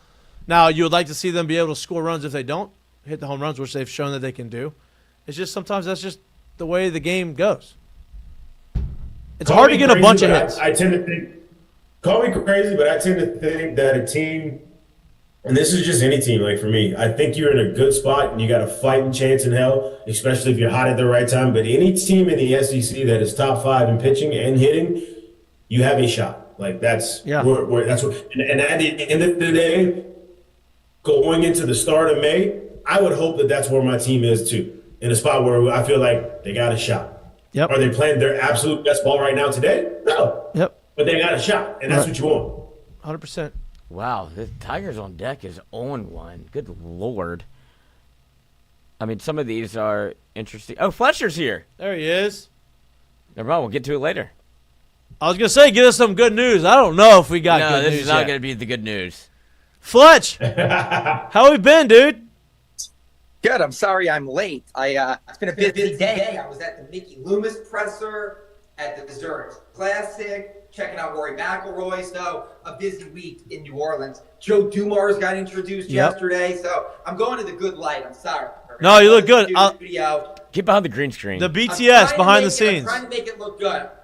I know y'all are big time and have big time people now. You got like coaches, and leaguers and everything. I feel like, having a little somebody like me, I may as well try to make it look good under the studio lights here. You always spilled some crap on my shirt. Oh, look, that's great. You always look good. Wait, look, it doesn't matter. You're in New Orleans. You're supposed to have some little crumbs on your shirt. That just happens. It's part of the culture of New Orleans. A lot of good food. A lot of sloppy food sometimes. That happens. Part of it. Big weekend, as you mentioned, in New Orleans. But I want to talk about the Saints for just a little bit. You're at the Loomis presser. A lot of people are I don't want to say they're all over Mickey Loomis over the last few years. The Saints haven't played up to par. They didn't like the hire of, some coaches. They don't like Derek Carr, all these types of things. It didn't feel like Mickey Loomis in his presser gave many answers and really answered any of those concerns that the Saints fans have. Kind of avoided the Derek Carr stuff, which is kind of bizarre to me. Can you give us some insight on your takeaways from the presser and the whole Derek Carr debacle? Yeah, I mean, look, I like Mickey. I think people in the building like Mickey. I think Mickey is obviously a well-respected executive in the league. But the press conference today was awful. I mean, it was a total waste of time. It was awful. And I don't know how else to say it. It's just in the Derek Carr situation is embarrassing. So look, win or lose, the Saints through and through their DNA, with Gail Benson as the owner, Mickey Loomis as the top executive, feel like we operate in a way that is classy and elegant. She's very involved in the community. She charitable giving. Mickey does things the right way. He's got a really strong Jeff Ireland, Kai Harley, good scouts. What they do, even if they don't have success, people don't say, boy, that's kind of an embarrassing disaster over there, right, or they're a dumpster fire. Again, wins and losses are all that matters. But that being said, how they operate is always professional, classy, well regarded. This is not that. I mean, I think, in my opinion, I think Mickey and the people in that building would like to curse at Derek Carr, scream at him. He is infuriating them. He is embarrassing them. And they're paying him $40 million.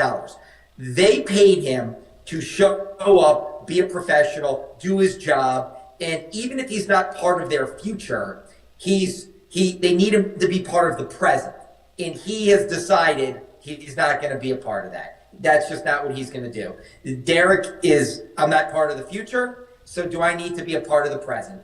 And I think he's checked out on New Orleans. I think he wanted to be released or traded. It didn't happen. So they are at a real inflection point right now. And I don't know where it ends. I am of the school of thought that Derek Carr will never play here again and can't play here again. There are some people that tell me they can still mend the fences. It's in his best interest to play and have a great season. And maybe they can win 8 or 9 games. And if a young quarterback takes over next year, the ecosystem of success is maybe there. I don't know if I believe that. But today, because Mickey Loomis probably doesn't want to nuke the entire situation, right, he looked awful simply by saying, I don't want to talk about that. I have no comment on that. I can't say anything on that. I'm here to talk about the draft. It made him look weak. Right, we're here to talk about the draft. Well, if you don't have a quarterback, you need to draft a quarterback. Yeah, right. They kind of go hand in hand. So it's one of those things. You have to talk about Derek Carr to talk about what they're going to do at quarterback. So again, it just, like I said, it made him look weak, and he shouldn't, because he's the longest tenured general manager in the league. It made the organization look dysfunctional. It's just a bad spot right now. I mean, look, I've been here. This is my 23rd year at WDSU. The Pelicans are coming off their worst year in 20 years, since 04-05 when they drafted Chris Paul. The Saints are coming off their worst season in 20 years, the Katrina year of 3-13. Pro sports right now in New Orleans are on the field, on the court, in a bad spot right now. That doesn't mean they can't fix it quick, but right now, they're going to get ridiculed and laughed at and second guessed until they get back to some semblance of respectability and winning. With all that, the draft Thursday, tomorrow, do the Saints draft a quarterback at 9? Do they trade up? There's rumors that they're going up to 2. There's rumors that they're going to stay put and that they're not going to draft a quarterback and they're going to go defensive tackle, defensive end, and then go back and trade back in. What is your feeling on this? Peter Schrager, who I think out of all the analysts usually has a pretty good mock draft. He only releases one, and he released it, I think, yesterday. He has the Saints taking the defensive end, I think, out of Georgia. Yeah, Michael Williams. Yes. What's your feeling? What's your gut? What are you hearing around the organization? So, my personal opinion is that they should draft Jackson Dart and make the quarterback from Ole Miss the first quarterback that the Saints have taken in 54 years in the first round. The Saints, and I'm sure y'all have talked about this or said it, the Saints, it's the longest drought in NFL history without selecting a quarterback in the first round. The last quarterback the Saints took in the first round was Archie Manning in 1971. Right. So I think it's time for Mickey Loomis to get Kellen Moore his guy. Yep.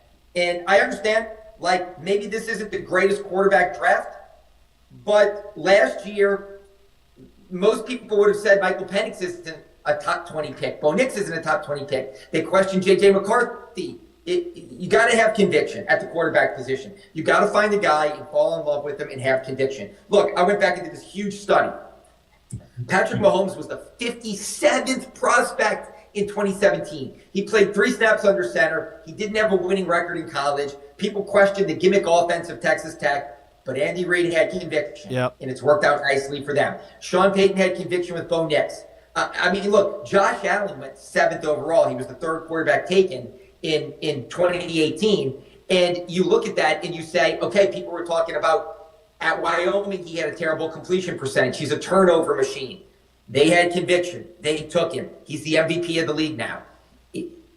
Again, I'm not saying you have to do it, but there's never going to be a perfect year. There's never a perfect prospect. So you can't just wait and say, I don't know about this guy. I don't know about this guy.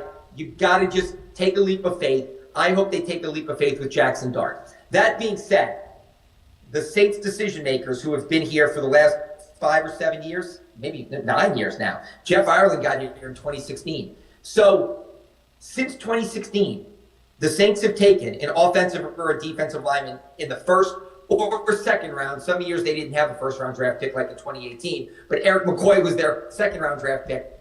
With their top picks, either in the first or second round, they have drafted offensive and defensive linemen. They just believe in it. Now, they've had massive misses. I mean, Marcus Davenport, Peyton Turner, Trevor Penning, Isaiah Foskey in the second round.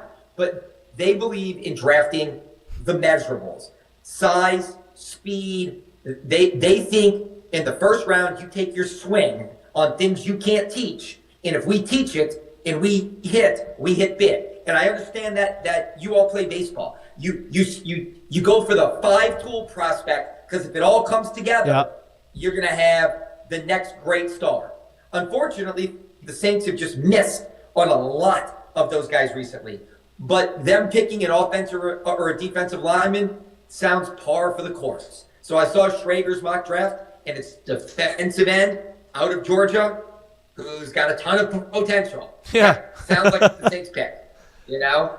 Yeah. Jared. I'm glad you brought this thing back to quarterback because I got like a multifaceted question. The Derek Carr situation, is this the most or one of the most like bizarre / embarrassing situations you've ever seen in the league or in your time covering New Orleans Saints football? That's one.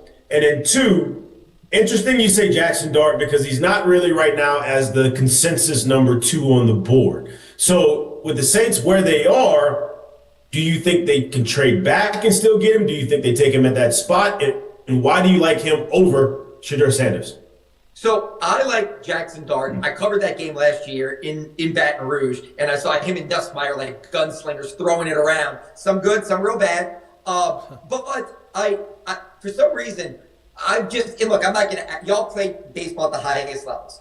I'm not going to sit here and act like I played football or I know. But I've watched a lot of football. I like Jackson Dart. I like the way he throws. I like the way the ball comes out of his hand. I like the fact that he's got a little dual threat ability. I like the intangibles. I got a lot of people that I know close to the Ole Miss program that tell me he's off the charts as a competitor, as a worker. And I talked to Archie Manning during the Super Bowl. We did a big sit down. And Archie goes, what I love about him is he got better every single year. Now, he didn't get better like Joe Burrow got better, going from 16 touchdowns to 60. But if you look at his progression, he got better every single year. Everybody in the world we live in now, it's got to be instantaneous. You're either awesome or you're a failure. Whereas he wasn't like that. He was the guy who got better. And I think there's enough ability for Kellen Moore to work with. And I think that matters. Finding that synergy. Breeze and Peyton found that synergy. Brady and Belichick found that synergy. The coach and the quarterback have to have it. And I just think there's something about Jackson Dart that resonates with Kellen Moore. But to answer your question, I don't know if they don't take him at 9, I don't know if they get back into the first round to get him. Because Pittsburgh's picking at 21. The Giants and the Browns both have the first picks of the second round. So if they want to get back in, it's going to be easier for them to jump the Saints to get in. I think the Saints can get a quarterback, but I just feel like if you love somebody, then just go get him at 9. Like that's what Jared, my belief, and it may be different than others, is people say trade down to get that guy. We're talking about the most important position on the field. So don't wait and let somebody else leapfrog you or jump you. Just take your guy at 9, and if he's a franchise quarterback, then you'll be laughing just like Andy Reid laughed. There were people who mocked the Patrick Mahomes pick, saying that he was a late first, early second round guy, and they went all the way up to 10 to get him. Again, if he's your guy, he's your guy. Don't hedge and say, I'm taking him at 9, and we're going to come back if he's still there and get him. I just don't love that school of thought. But we'll see what happens. I think it's on the table. I think they feel like maybe there's a great player in the top 10. Like maybe if Will Campbell falls to 9, of course he has to be your pick. If Ashton Genty falls to 9, of course he has to be your pick. Like I think there's probably 5 like difference maker studs in this draft. And if one of those guys gets to 9, the choice is easy for the Saints. But if like a lot of people think, if it's Ward 1, in Hunter 2, in Abdul Carter 3, in Will Campbell 4, in Genty 5, in Ted McMillan 6. If all these elite prospects are off the board at 9, and you're picking between the 3rd offensive tackle or the 3rd defensive end, then maybe just take your quarterback at 9 and don't worry about trading back in and leapfrogging teams and all that. Do you think they trade up? I don't know if they trade up, because I don't know who they. I guess they could be going up for Travis Hunter or to get Ashton Genty or to get Will Campbell. Like I'm not sure who they look at and say the Saints have had technically, depending on certain metrics, the worst drafts since 2018. This is a stat for you. The Saints have drafted the fewest Pro Bowl players since 2018. They have drafted 1 Pro Bowl player since 2018. That is Eric McCoy at center. Wow. Since the amazing draft of 2017 that produced Lattimore and Ramczyk and Marcus Williams and Alvin Kamara and Trey Hendrickson and Alex Anzalone. Everybody's a starter or a Pro Bowler from that draft, even if they're not with the Saints anymore. Since 2018, the Saints have drafted, that's still on the team because Zach Vaughn made the Pro Bowl, but he's not here. Eric McCoy.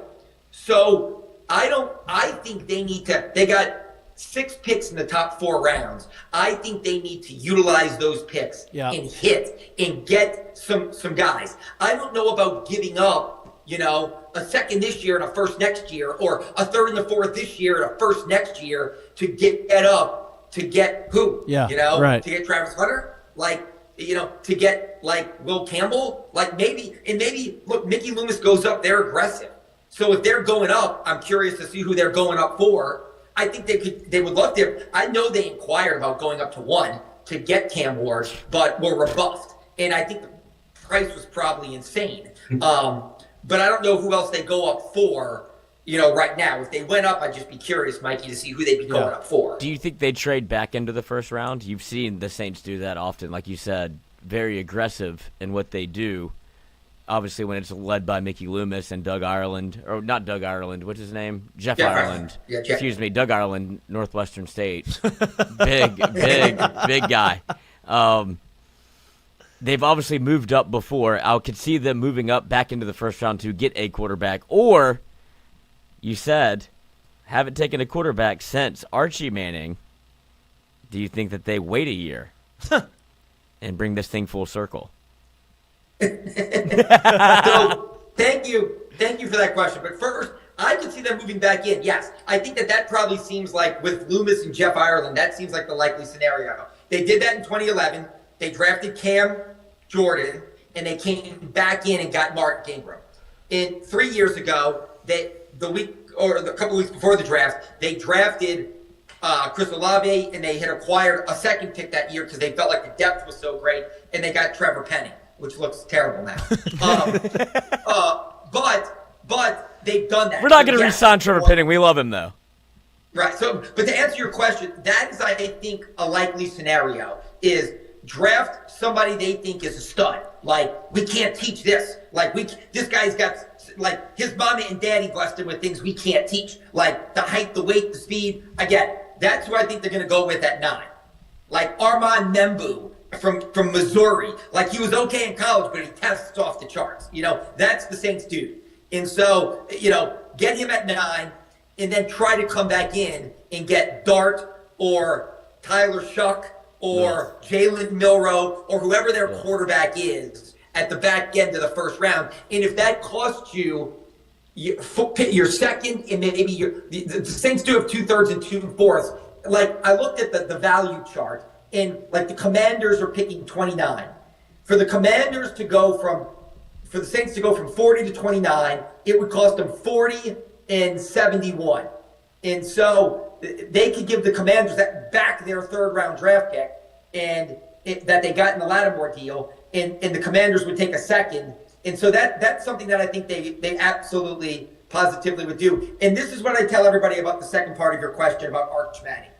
Is, look, I grew up, Cooper Manning is a year older than me, Peyton Manning is a year younger than me. I've known the Mannings a long time. I'm not going to act like we're best friends, but we are You're friends. the 4th Manning. You're the 4th Manning. I wish I had that money, especially the royalties. You know, the royalties rolling in from the commercials and everything. I can only imagine. Just cut me off a chunk of that. And so, but here's the thing. The Mannings don't skip steps. Like Peyton Manning, Bill Parcells said, he was the coach of the Jets. The Jets had the number 1 pick. He goes, if the Manning kid comes out, we're taking him. Peyton went back for his senior year. He was still the number 1 overall pick for the Colts. Eli was a 4th-year senior, was a projected first-rounder, went back to Ole Miss for his 5th year, number 1 overall pick in the draft. I feel like Arch has started 2 games. Like, the only way I could see him coming out after 1 year of experience, because for them it's not about, like, cashing in right away. For them, it's about, is he ready to be an NFL quarterback? And they're going to want him to get starts and to be ready to have success, not just to say he's an NFL player in great whoop-de-doo. They want him to be a great NFL player. So the only way I could see Arch coming out is if, like, Texas wins the national championship and he's a Heisman finalist, which could happen. But I still think more than likely Arch does 2 years at Texas and he's not going to be around until the 27 draft. Garrett Nussmeier. I love Garrett Nussmeier. Me too. His dad's the OC. Yeah. I love, like, if Garrett Nussmeier had come out this year, I think he would be where Jackson Dart is right now. Look, I think he's got a better arm than Jackson Dart, but Jackson Dart is more athletic. But they remind me a lot of each other. Guys that love football, guys that have a tremendous upside, guys that were raised around the game. Like, I love Garrett Nussmeier. Yeah. So, and that's one of the reasons why I like Jackson Dart. But I think, yeah, if the Saints don't take a quarterback this year, trust me, the conversations of bring the Nuss bus down here to NOLA and let him saddle up with his dad as the OC are going to probably be prevalent. That'd be amazing. Jared, you got one? Well, wait, time out. So if that ends up being the case and they don't take a quarterback at all this year, is there a path of resolution with the Derek Carr situation? Like, can that be resolved? I think it can, and I think it's because of what Mickey Loomis, he didn't go atomic today or nuclear today. Like, he handled it, even though a lot of people are going to kick him in the teeth for this. Like, Mickey didn't say anything. It came across as just kind of JV and amateurish. Like, this is a polished executive, and it was horrible. But he didn't nuke the relationship. And Derek Carr hasn't been posting cryptic, idiotic crap like some people do on social media. No, his brother does that. Sure, but he's just done radio silence. So I do think if they want to hold hands and sing Kumbaya and reconcile this, they can. Do I think they will? No, but I do think, Jared, they could. But here's the thing: if the Saints don't have a quarterback by the time the draft ends on Friday night, like, I'll give them a pass if they don't draft one in the first round. But if they don't get Jalen Milroe in the second round or Dylan Gabriel in the third round, if the draft closes on Friday night and we're entering day 3, I'm going to have a meltdown. And I think that people need to prepare for Spencer Rattler in like a 3-14 season here in New Orleans. Hell yeah. Nice. That's what I love to hear. Spencer Rattler. Yeah. 3-14 Let's send season. Cam Jordan off into the sunset just the way he imagined. Tyrann Mathieu into the sunset just the way he imagined. Alvin Kamara, thanks for re-signing. Here's 3-14. But I do agree. But let me say this. Look, just to follow up, and I know I talk a lot. I really think what the Saints wanted to do was to thread the needle this year. They've got a lot of guys on contracts that they couldn't get out of this year. So I think their goal was draft a young quarterback, let Carr start this year. Look, 2 years ago they went 9-8. This division still sucks, so they can win it. Like, you put a healthy team out there, they can go 9-8 like the Bucs and maybe win this division, and then the young quarterback can come into a system that is maybe more prevalent for winning. That's what the Chiefs did with Patrick Mahomes. Yep. They had Alex Smith. They went to the playoff Alex Smiths last year, and then they told Alex Smith, see you later. Patrick Mahomes is taking over. They wanted to win this year for what you're saying, Lloyd. Cam Jordan, Alvin Kamara, Tyrann Mathieu. The last leg, let's milk this core one last year for all we've got. And if we get hot in the playoffs, maybe we can make a little bit of a run and everybody gets back on board and we enter a new chapter next year with the young quarterback. Derek Carr has decided to say, not for me. Probably not going to be a part of that. And so now they're either going to start a rookie or reconcile with Carr, which I don't think is going to happen, or start Spencer Rattler, which to me sounds just – look, starting Spencer Rattler, even with a healthy team, sounds like a recipe for, like, $15 tickets in the terrace. So, yeah. Not great. That would not be great. But I'm in the camp with you. I think that, you mentioned earlier they have a bunch of picks and they have some pretty high level picks, and they need to kind of rejuvenize their roster. And I like the fact that they're able to take those picks and they have the amount of picks they have early on. 9 picks. And just say, hey, let's not miss on these. Let's get some guys and get some guys on here that can play for cheaper, because we haven't had that in a long time where you've had guys on the roster where they're actually good and don't cost you everything. And I'm kind of in that camp. Yeah, and look, here's the thing. They hit – Jeff Ireland got here as the assistant GM in 2016. They drafted Sheldon Rankins, Michael Thomas. It was a good draft.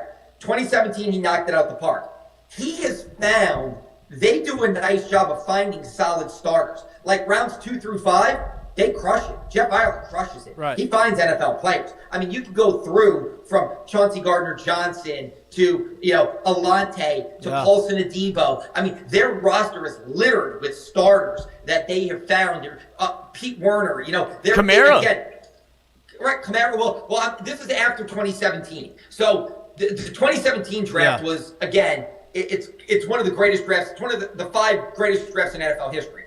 But after that, since 2018, they've had a lot of first-round misses, but they found a lot of starters in rounds 2, 3, 4, and 5. And so you're right. They've got to get it right this time, though, in rounds 1, 2, and 3 in a big-time way. You've got 4 picks in the top 100 picks. Yeah. Like, those 4 players in the top 100, you've got to drill it. And I know it's easier said than done, but you've got to do it. I know y'all are LSU people, so here's the comparison. And I'm not trying to cap on anybody here, but this is going to come across that way. Remember, when Les Miles was the coach here and kind of the beginning of those Ogeron days, they just could never find quarterbacks at LSU. Yeah. It was like, how could we not get quarterbacks? Like, to me, Spencer Rattler starting at quarterback for the Saints in the NFL is like Andrew Hatch, the kid from Harvard, starting in the SEC. Hey, now. Look, I'm just saying, I'm sure he's a good dude. Yeah. And he gave it his all. But, he didn't belong in the SEC. Spencer Rattler, to me, doesn't belong as a starter in year 2 in the NFL. And so, again, it didn't work out with LSU and that team. If Rattler's the guy here, that's kind of my comp for the LSU fans. Yeah, that's tough. Andrew Hatch, 40-yard Hail Mary that didn't reach the end zone. I'll never get that out of my head. I think he's still in Auburn. That was not great. Great analogy though, because that was probably the low point of the quarterback carousel at LSU. I'm with you though. I saw somebody say this. Do people really like Spencer Rattler, or they just hate Derek Carr? And his strongest attribute was not Derek Carr. Like that's it. Right, and I think that's the thing. I think there's more people who don't like Derek Carr. It's going to be interesting to see what happens. Obviously, it's probably the most anticipated draft that New Orleans has had in a long time. It's going to be an anticipated draft for a lot of teams. It's an interesting draft. I think there's going to be a lot of action in the draft. Probably Nobody's good. It's going to be very entertaining, whether you're a fan of the team or not. It's going to be interesting. Fletch, you're going to be at the Zurich all weekend or no? So I did a double dip today. I did Loomis, then I went out for Rory. Tomorrow and Friday, I'm doing just the draft with Sharif Ishak, my colleague here, and our other colleague, Kendall Duncan, will be covering the Zurich. And then on Saturday and Sunday, I'm flipping back to the Zurich. Nice. I'll be at the Zurich on Sunday. I'll holler at you when I get there. Maybe I'll see you out there. Dude, yeah, let's hope Rory's coming down 18 in front of a record crowd again. He'll probably miss another I cannot putt. wait. Hey, easy. You got off easy. Fletch, as always. Let me say this. Look, I love Rory. Yeah, okay? me too. And I'm glad he won the Masters. But you wanted to talk about like a white knuckle experience watching it, because I'm thinking, dude, he's got to win it because he's coming here in 2 weeks. I mean, dude, that was like a 4-footer on that playoff hole, and he didn't exactly hit the middle of the cup. I know. I mean, dude, that thing still hit some lip and had to roll in. That wasn't like a 14 or a 24-footer. That was a 4-footer that he should have switched.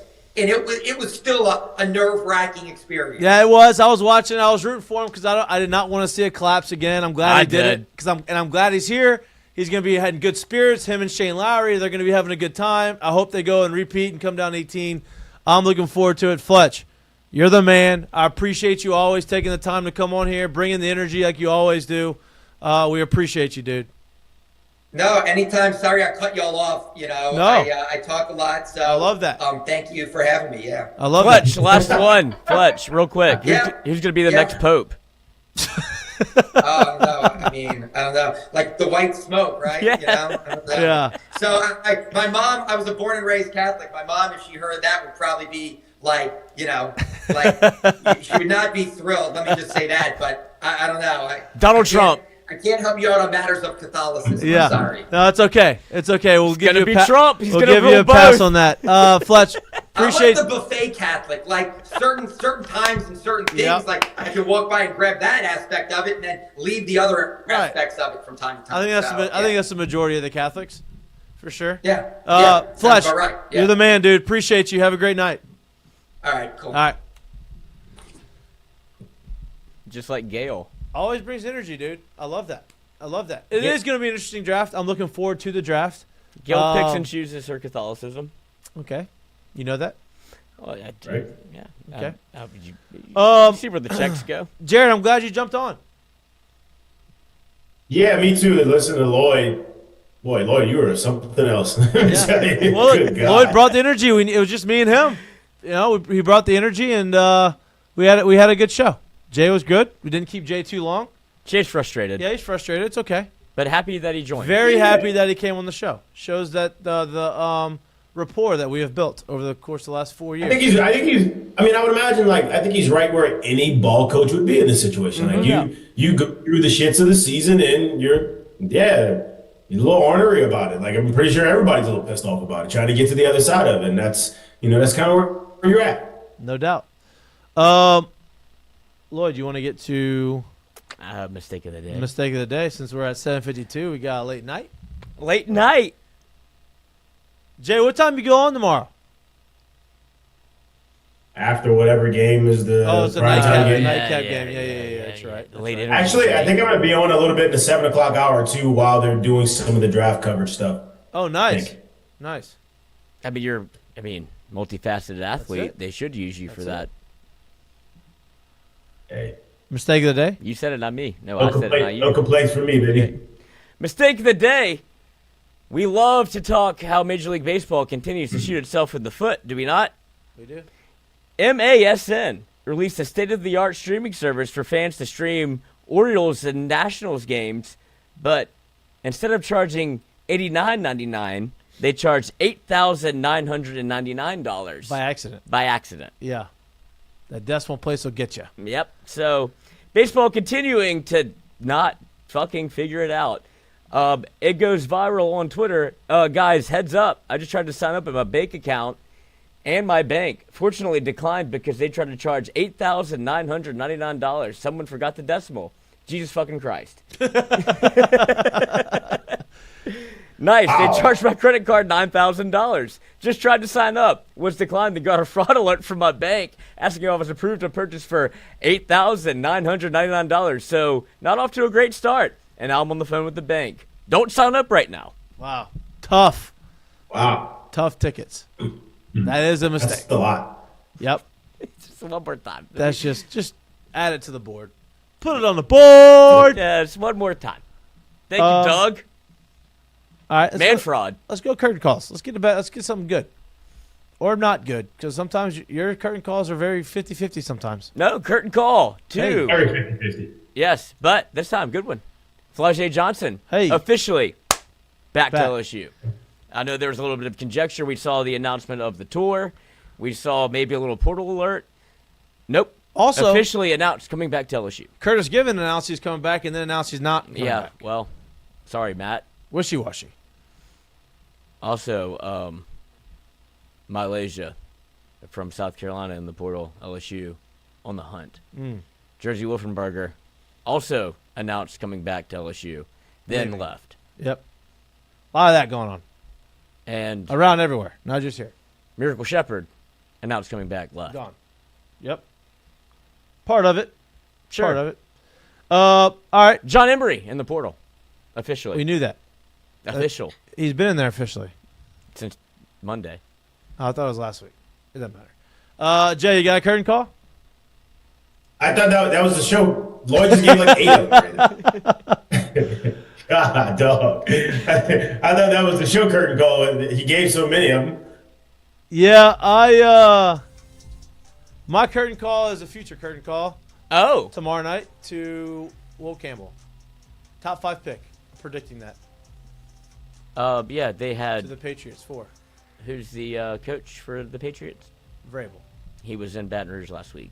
Yeah. I don't think he was here for the sauce. Yeah, no. He, I think that's a good match. That's a good fit for him. Protecting. You want one more prediction? Yeah. Will Campbell touchdown next year. Vrabel scored a lot of touchdowns. He ain't doing that. No, Vrabel. No. Will Campbell, 1 touchdown, draft him in fantasy. Sneaky pick. Pick him up off of waivers. Yeah. Throw him in there for that 1 week. You need Super Bowl. The crystal ball to know when it is, though. Yeah, I think he'll be a top 10 pick. Top 5 pick. Go to 4th to the Patriots. I do believe that is I don't think he's gonna get taken before that, unless somebody trades up to get him. Trade up to 1. Somebody trades up to get him, but yeah. So future curtain call. Boom. Clay Moffitt in the draft at the draft. Oh, in the draft. We're all in the draft technically. He's in Green Bay this weekend with Will. Wisconsin. All right.